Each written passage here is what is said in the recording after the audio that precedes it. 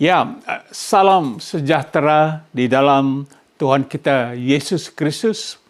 Kami dari Great Commission Gospel Ministry di Los Angeles, California, Amerika Serikat.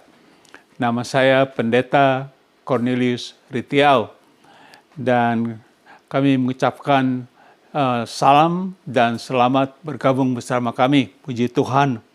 Saudaraku, tahu tidak saudara bahwa Tuhan Yesus pernah meninggalkan amanah kepada para pengikutnya atau murid-muridnya sebelum dia terangkat ke sorga. Apakah Anda tahu apa amanah tersebut? Jadi kita mengerti dia terangkat ke sorga, dia meninggalkan amanah kepada para pengikutnya. Apakah Anda tahu amanah itu? Mari kita berdoa. Bapa di surga, terima kasih pada hari ini. Sekali lagi kami akan belajar tentang firman-Mu yang hidup itu. Firman-Mu yang penuh kuasa itu, Tuhan.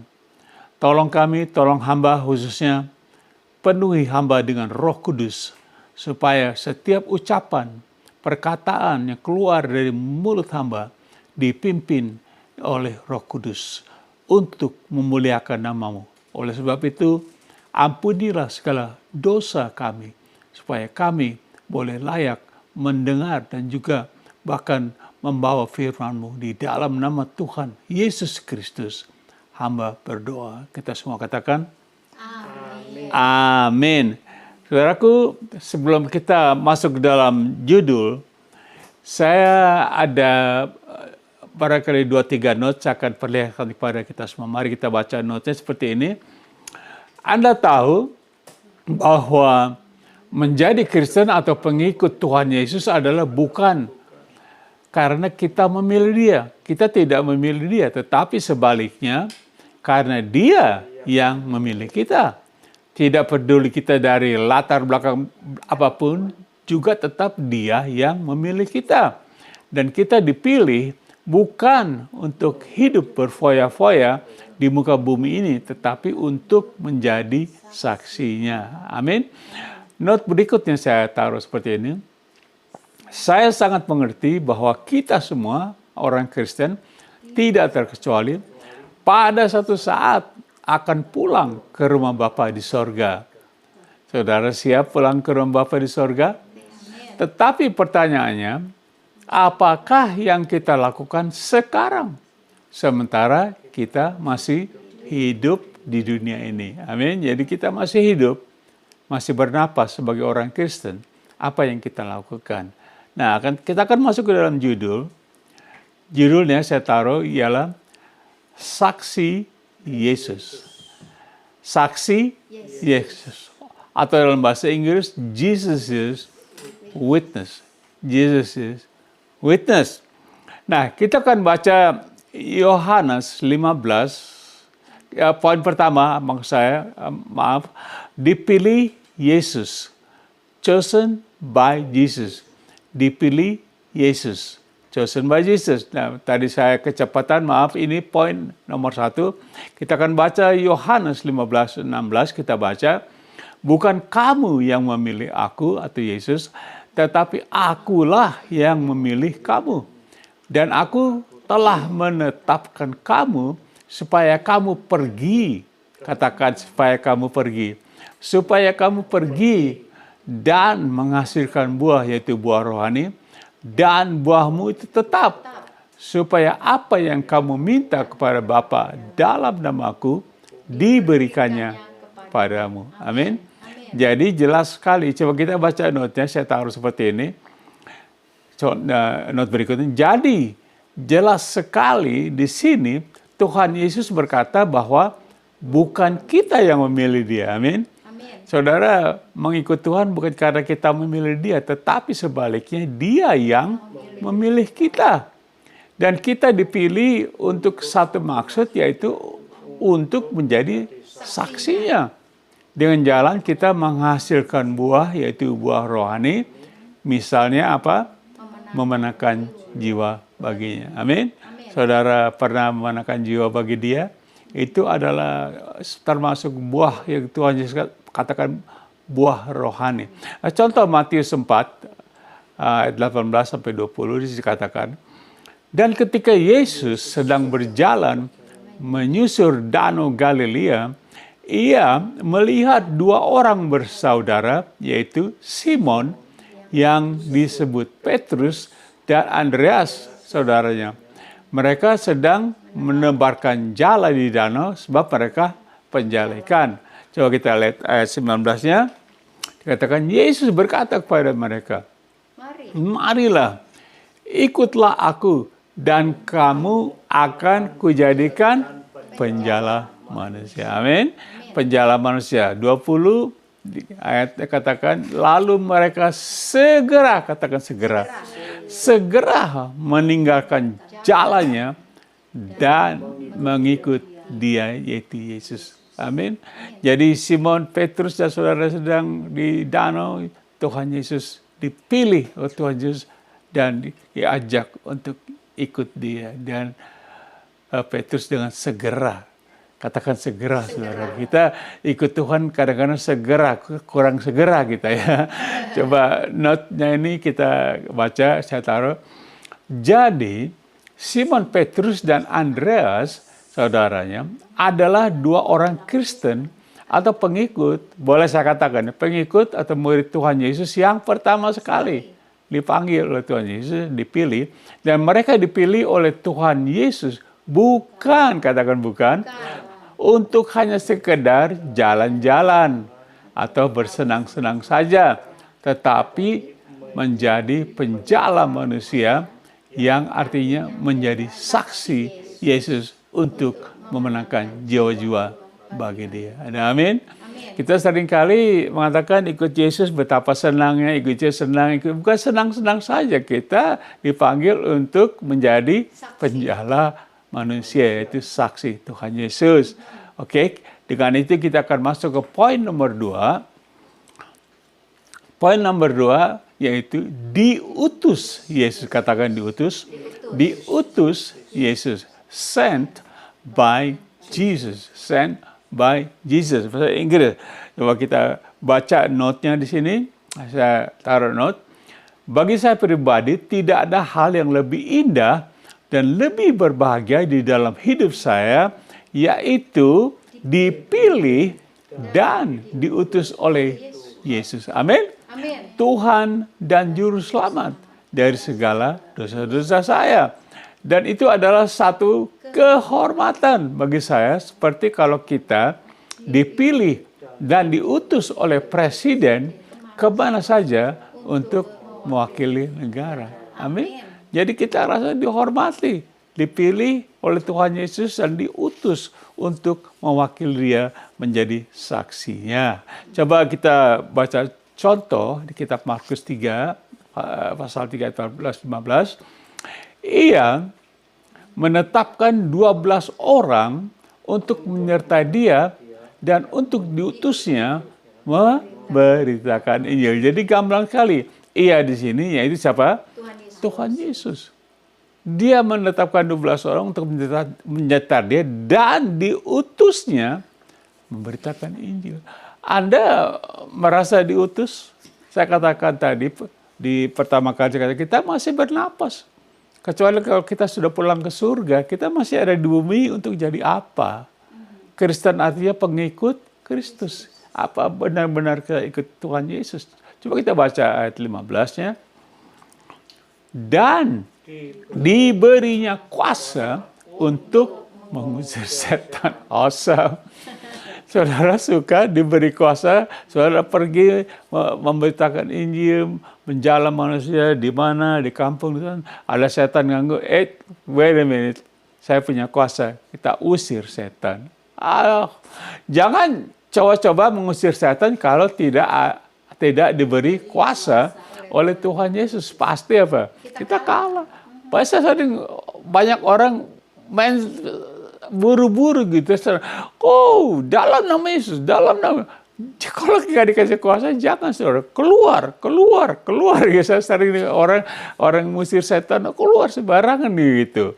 Jangan sembarang kalau kita tidak diberi kuasa. Karena Tuhan Yesus yang memberi kuasa untuk kita mengusir setan.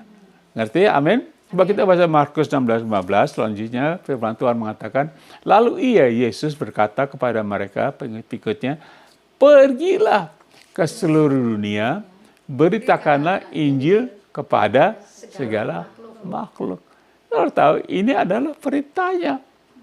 Ini waktu dia katakan, setelah dia bangkit, dia panggil murid-muridnya, semua pengikutnya, dia katakan, pergi.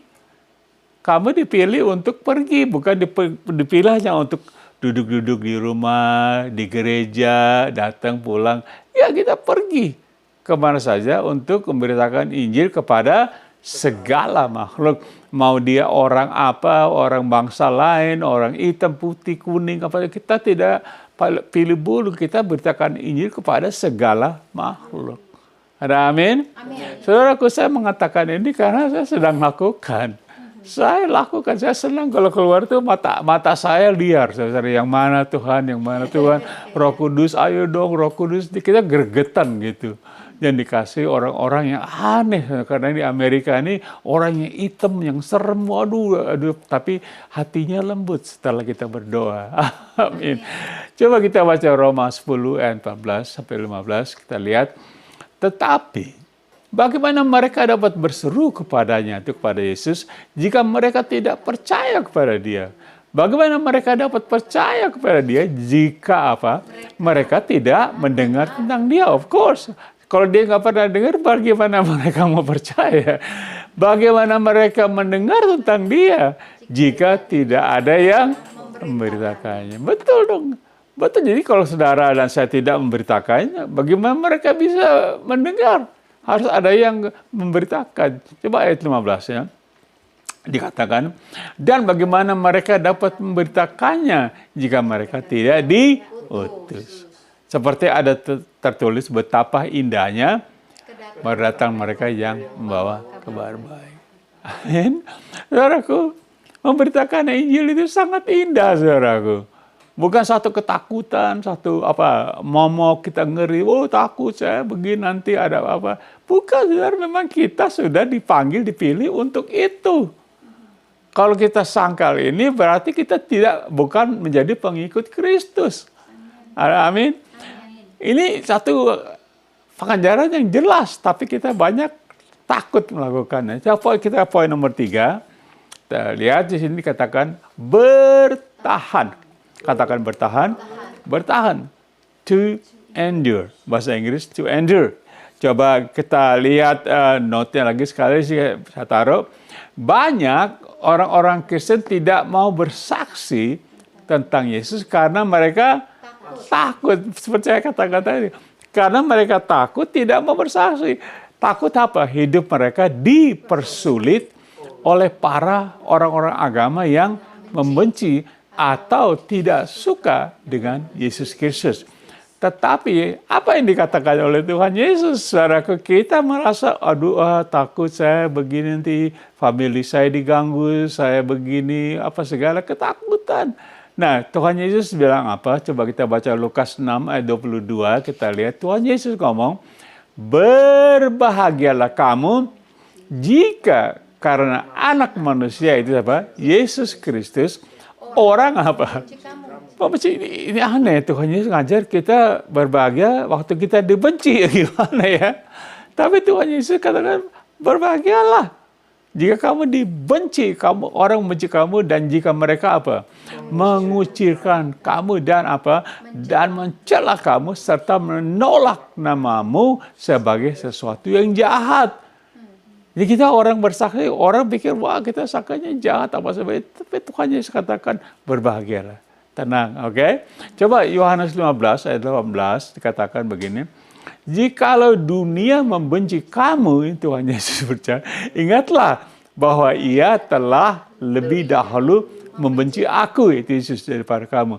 Tuhan Yesus juga dibenci, saudaraku. Ya, kita punya Tuhan dibenci, ya kita juga. Jangan pikir, oh, Tuhan aku nggak mau dibenci, aku nggak mau ini. Tuhan Yesus juga dibenci waktu dia pergi memberitakan Injil. Coba kita baca Matius 24, ayat 13-14, dikatakan, tetapi orang yang bertahan sampai pada kesudahannya akan selamat. Nah, kita poin nomor 3 katakan bertahan. Saudara dicaci maki, diejek-ejek, diolok-olok, tetap bertahan. Tetapi orang yang bertahan sampai pada kesudahannya akan selamat. Nah, selamat di sini selamat dari segala kejahatan manusia pada hari-hari terakhir ini.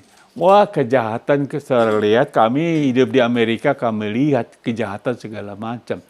Dan kita bertahan. Amin. Ayat 14 kita baca. Dan Injil kerajaan atau kerajaan Allah ini akan diberitakan di seluruh dunia menjadi kesaksian bagi semua bangsa. Sesudah itu barulah tiba kesudahan. Nah, saudaraku, ini Tuhan Yesus yang bicara. Ini Tuhan Yesus yang berbicara, orang bertahan. Nah, kita baca notnya, saya taruh seperti ini di notnya. Dan saya sangat percaya bahwa semua orang-orang Kristen yang bertahan dari semua kejahatan manusia, mereka mereka akan dipakai Tuhan Yesus untuk memberitakan Injil ke seluruh dunia, yaitu di mana-mana saja sampai kesudahan. Jadi orang-orang yang bertahan ini, orang yang lari, kalang kabut, ngibrit, Jakarta, gak bisa dipakai ketakutan. Tapi orang yang bertahan dari semua kejahatan, kejadian di akhir zaman ini, saya percaya mereka lah yang akan memberitakan Injil di mana-mana. Amin. Coba kita baca Yakobus 1 ayat 12. Dikatakan, berbahagialah orang yang bertahan dalam pencobaan. Sebab apabila ia sudah tahan uji, ia akan menerima mahkota kehidupan yang dijanjikan Allah kepada barang siapa yang mengasihi dia. Amin. Saudara mengasihi Allah, mengasihi Tuhan Yesus. Saudara mengasihi Tuhan Yesus, ikut. Dan ikut berbahagia, bertahan. Dikatakan berbahagia orang yang bertahan. Jangan orang kita nggak kuat, kita lari, kita takut. Ya, nggak berbahagia kita. Amin. Tapi kita berbahagia kalau kita bertahan. Amin. Dalam segala pencobaan. Amin. Nah, kita akan masuk poin nomor 4, poin terakhir, yaitu saksi yang setia. Saksi yang setia. Faithful witness, bahasa Inggris, faithful witness. Coba kita baca note lagi sebelum ayat-ayat. Marilah kita menjadi saksi Yesus bukan karena kita ada maunya dari dia saja. Nah, kita lucu. Kalau kita mau ikut Tuhan, mau saya tanya ada maunya kita. Ya, ada buntut-buntutnya mau ikut, tapi ya Tuhan ini dong. Jadi, tapi mari kita menjadi saksi Yesus bukan karena kita ada maunya dari dia. Tetapi marilah kita menjadi saksinya yang setia. Bahkan sampai akhir hidup kita. Karena apa? Karena kita sangat cinta Tuhan Yesus. Anda cinta Tuhan Yesus? Do you love Jesus? How much do you love Jesus, right? Kalau saudara cinta Tuhan Yesus, nggak ada masalah. Mau dicemooh, dijelekan, nggak ada masalah. Karena kita cinta Tuhan Yesus. Coba kita lihat kisah Rasul-Rasul pasal 20, 19, ayat 19, 21, dan 24. Ini Rasul Paulus ya.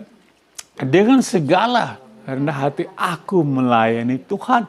Dalam pelayanan itu aku banyak mencucurkan air mata dan banyak mengalami pencobaan dari pihak orang Yahudi yang mau membunuh aku. Rasul Paulus. Tadi kan dikatakan berbahagialah orang yang bertahan dalam pencobaan. Amin.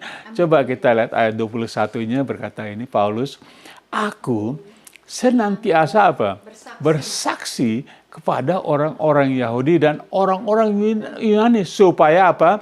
Mereka bertobat kepada Allah dan percaya kepada Tuhan kita Yesus Kristus. Amin. Jadi Paulus katakan, walaupun aku mencucurkan air mata, tapi aku senantiasa apa? Bersaksi. Supaya apa? Supaya mereka bertobat dan percaya Tuhan kita Yesus Kristus. Paulus tidak katakan aku terus berusaha, aku terus gini, supaya aku terkenal. Tidak. Kita maunya hebat ya orang itu, luar biasa, dia terkenal, dia hebat. Bukan. Kita terus bersaksi supaya orang apa? Percaya kepada Tuhan Yesus dan diselamatkan. Jadi inti mengapa kita harus bersaksi supaya mereka bertobat dan percaya kepada Tuhan Yesus, itu intinya. Kita bersaksi bukan ada embel apa, supaya orang bertobat dan mereka percaya pada Tuhan Yesus. Tepuk tangan dong buat Tuhan Yesus. Amin. Coba kita baca ayat 24-nya.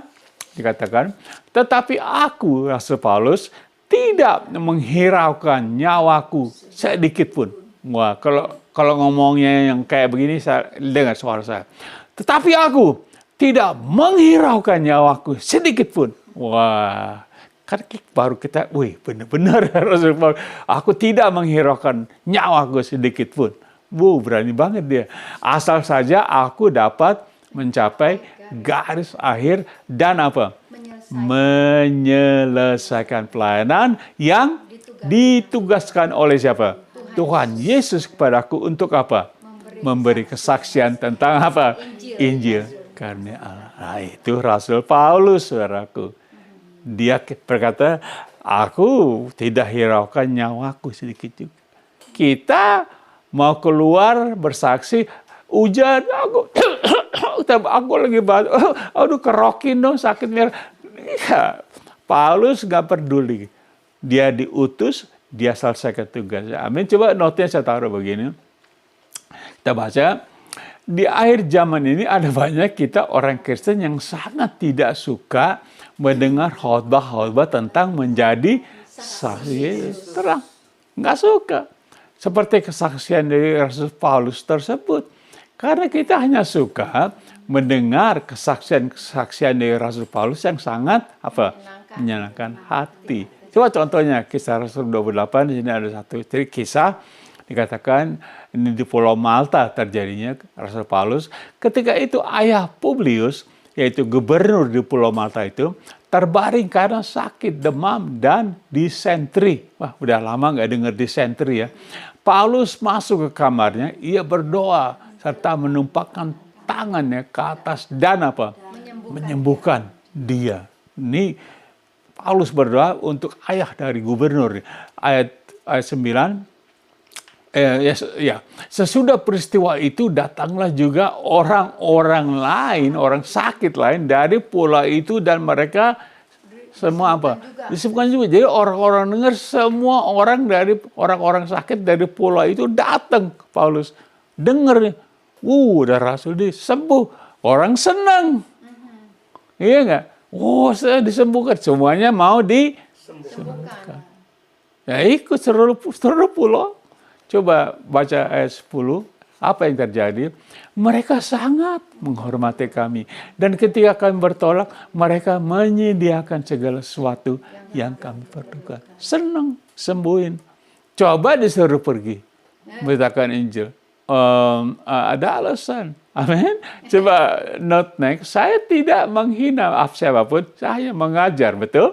Seringkali kita datang kepada Tuhan Yesus Kristus bukan untuk minta diutus. Sering kita nggak pernah saya dengar, Tuhan utus saya begini. Mana pernah saya dengar. Tapi kita hanya minta diberkati dan disembuhkan saja.